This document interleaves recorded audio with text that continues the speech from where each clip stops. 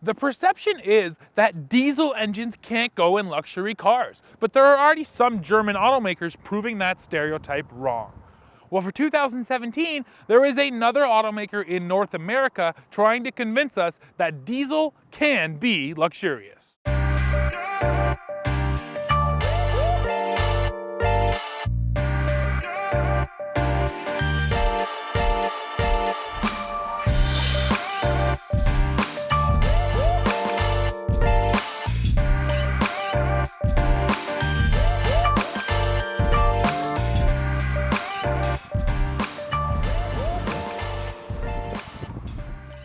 That automaker is Jaguar, and they're challenging those stereotypes with their new 2-liter 4-cylinder diesel, which can be found in the smaller XE and here in the XF. Now, this diesel engine option is new for 2017, and it serves as the base engine for this car. It makes 180 horsepower and 318 pound-feet of torque hooked up to an 8-speed ZF automatic transmission. The very first thing that you notice with this diesel engine is the noise. Now, a lot of other automakers have managed to make their diesels much quieter, so there are some luxury applications where diesels can certainly work, but unfortunately this Jaguar diesel just doesn't come off as refined.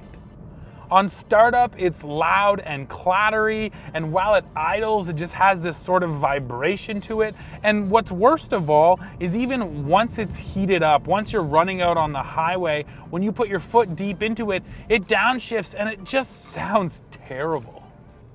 And that's really one place where Jag ought to have spent some more time, because when you're spending, upwards of $60,000 on a luxury car, you just don't want it to sound bad. But luckily, the engine drives better than it sounds. As you can expect with a diesel, a lot of the torque in this engine is available down low, around 1700 RPM, which means that off the line and around town, you have more than enough power. It's just once you get up to speed, once the tach starts to go up, that you kind of have a drop off. And Jag says the car makes the jump to 60 miles an hour in 8 seconds, which isn't all that great, but also can be expected with a little diesel engine. Now, all of that seems to be no fault of the 8-speed in this car, which has been exceptionally smooth, and it loves to give you nice, smooth downshift so you can just jump right back into the power band. When the XF was redesigned in 2016, Jaguar used quite a bit of aluminum in this thing's unibody, so it lost a lot of weight. Curb weight for this car is rated at 3,750 pounds. The XF simply drives smaller than it really is. It doesn't feel like a big car, and it absolutely handles corners beautifully. It loves to tuck into a corner, and it just feels like it's gonna stick all day long. It's actually a bit of a shame because you can get some pretty powerful V6s with this car, which would make it a lot more fun. With this diesel, it kind of sucks some of the fun out of it, but the great dynamics remain. And on that note, this XF we're driving is an R Sport model, which means it gets these R Sport badges all around, it gets a special body kit and some bigger wheels. But to me, it just seems funny to offer your sporty trim line on a car with a diesel that has, zero sporting characteristics to it. I understand that it's mostly an exercise in marketing and trying to sell someone looks without the substance to back it up, but I just don't think R Sport and diesel belong together. Now, looking at the interior of this XF, it certainly does not disappoint. In my eyes, this car demonstrates that sort of British less is more styling perfectly. I especially like this area down here by the shift knob, because a lot of times automakers will just jam in tons of buttons and stuff right around your shifter, whereas in this car, it kind of has this big open space around it, and I think some people might think that's wasted space, but design-wise, it just has this elegant look to it. And I have to commend Jaguar on its updated electronics in this car.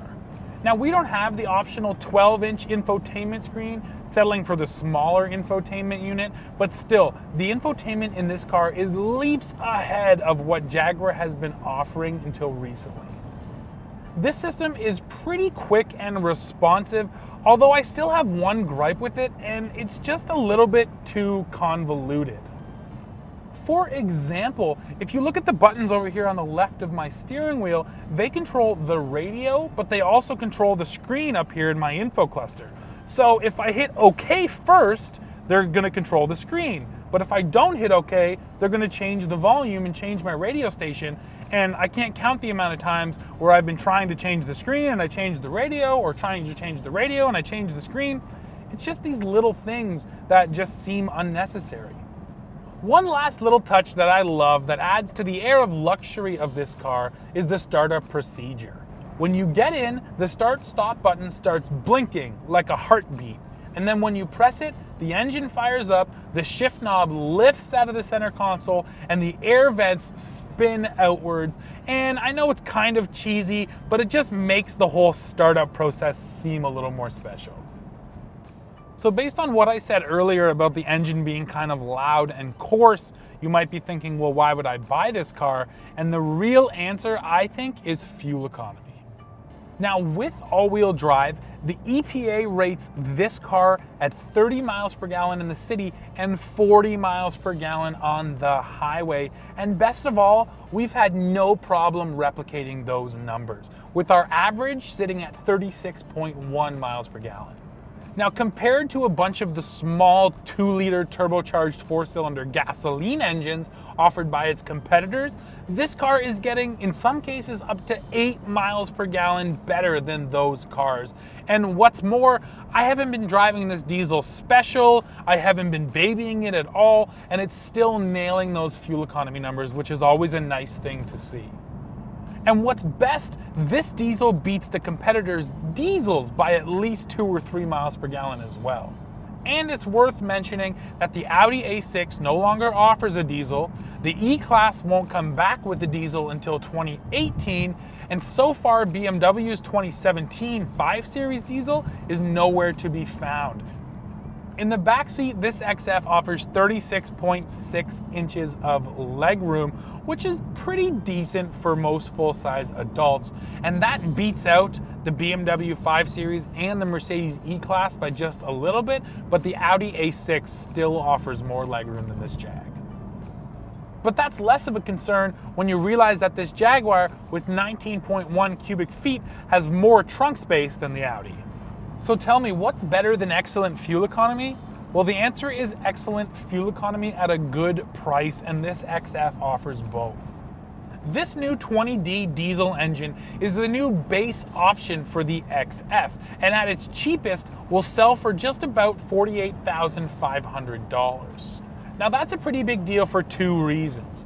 Number one, that undercuts all of this car's competition from Germany, with only the Cadillac CTS starting with a slightly lower price. And number two is that this diesel makes this car one of the most efficient in the segment while also being one of the cheapest, which is a nice mix.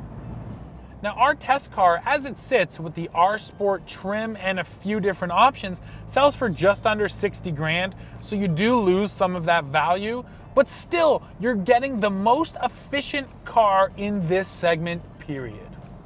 Now this 20D is not only the cheapest XF, but the introduction of this diesel actually made the car cheaper by about $4,400 compared to the 2016 model.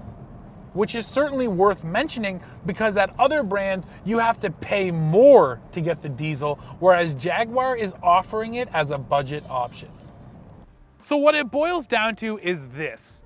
If you're not a speed demon and you can live with the noisy powertrain in this car, what this XF is going to deliver is good driving dynamics, decent value, and most importantly, excellent fuel economy.